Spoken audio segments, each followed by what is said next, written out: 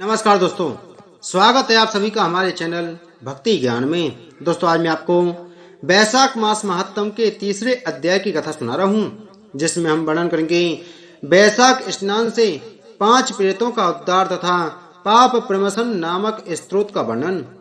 अम्बरीश ने कहा, मुने, जिसके चिंतन मात्र से पाप राशि का लय हो जाता है, उस पाप प्रमसन नामक स्त्रोत को मैं भी सुनना चाहता हूँ। आज मैं धन्य हूँ, अनुग्रहित हूँ। आपने मुझे उस शुभ विधि का श्रवण कराया जिसके सुनने मात्र से पापों का क्षय हो जाता है।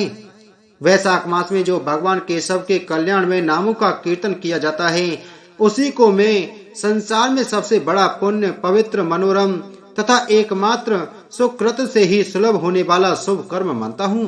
अहो, जो लोग माधव मास में भगवान मधुसूदन के नामों का स्मरण करते हैं, वे धन्य हैं। अतः यदि आप उचित समझें तो मुझे पुनः माधव मास की ही पवित्र कथा सुनाएं।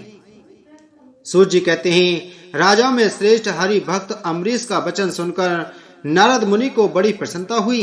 यद्यपि वे वैशाख स्नान के लिए जाने को उत्कंठित थे, तथापि सत्संग में आनंद आने के कारण रुक गए और राजा से बोले।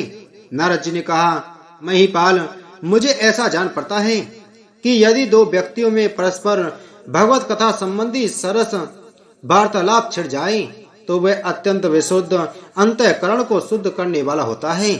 आज तुम्हारे साथ जो माधव मास के महात्म की चर्चा चल रही है, यह बैसाख स्नान की अपेक्षा अधिक पुण्य प्रदान करने वाली है, क्योंकि माधव मास के देवता भगवान श्री विष्णु हैं।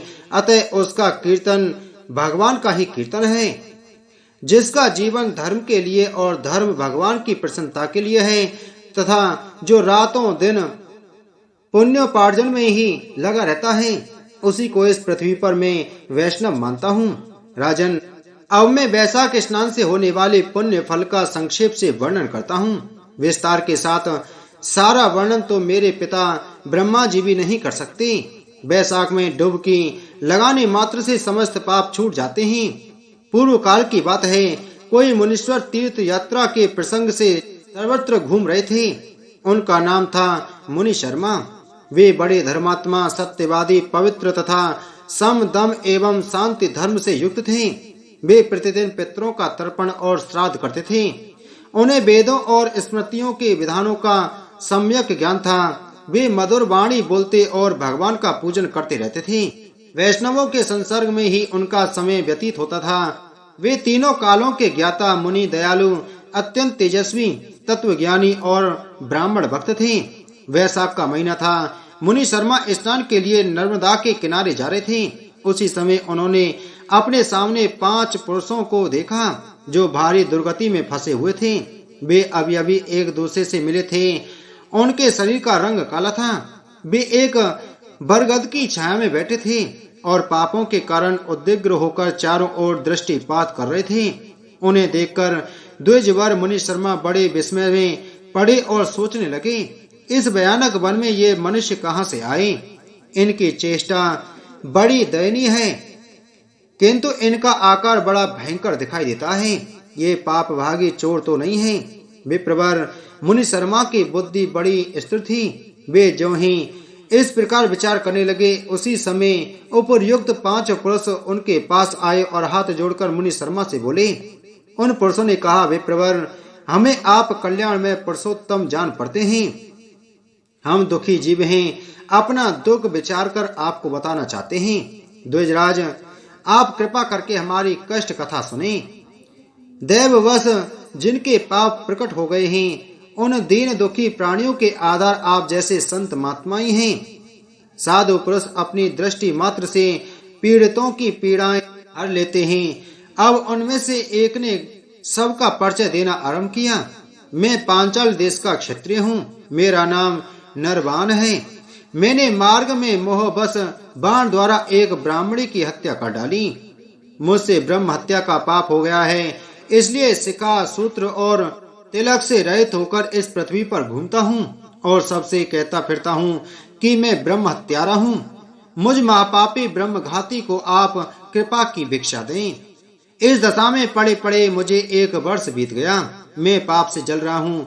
मेरा चित्त शोक से व्याकुल है तथा ये जो सामने दिखाई देते हैं इनका नाम चंद्र शर्मा है। ये जाति के ब्राह्मण हैं। इन्होंने मोह से मलिन होकर गुरु का वध किया है। मगध देश के निवासी हैं। इनके स्वजनों ने इनका परित्याग कर दिया है। ये भी घूमते घामते दैवात यहाँ आ पहुंचे हैं। इनके भी ना सिका है ना सूत्र। ब्राह्मण का कोई भी चिन्ह इनके शरीर में नहीं रह गया है। इनके सिवा जो ये तीसरे व्यक्ति हैं इनका नाम देव शर्मा है। स्वामिन, ये भी बड़े कष्ट में हैं। ये भी जाति के ब्राह्मण हैं, किंतु मोहवश वैश्या की आसक्ति में फंसकर शराबी हो गए थे। इन्होंने भी पूछने पर अपना सारा हाल सच सच कह सुनाया है। अपने प्रथम पापाचारों को याद करके इनके हृदय में बड़ा संताप होता है। ये सदा मनस्ताप से पीड़ित रहते हैं। इनको इनकी स्त्री ने, बंधु बांधवों ने तथा गांव के सब लोगों ने वहां से निकाल दिया है। ये अपने उसी पाप के साथ भ्रमण करते हुए यहाँ आए हैं। ये चौथे महाशय जाति के वैश्य हैं। इनका नाम विदुर है। ये गुरु पत्नी के साथ समागम करने वाले हैं। इनकी माता मिथिला में जाकर वैश्या हो गई थी। इन्होंने मोहवश 3 महीनों तक उसी का उपभोग किया है, परंतु जब असली बात का पता लगा है तो बहुत दुखी होकर पृथ्वी पर विचरते हुए ये भी यहाँ आ पहुंचे हैं। हम में से ये जो 5 में दिखाई दे रहे हैं ये भी वैसे ही हैं। इनका नाम नंद है। ये पापियों का संसर्ग करने वाले महापापी हैं। इन्होंने प्रतिदिन धन के लालच में पड़कर बहुत चोरी की है।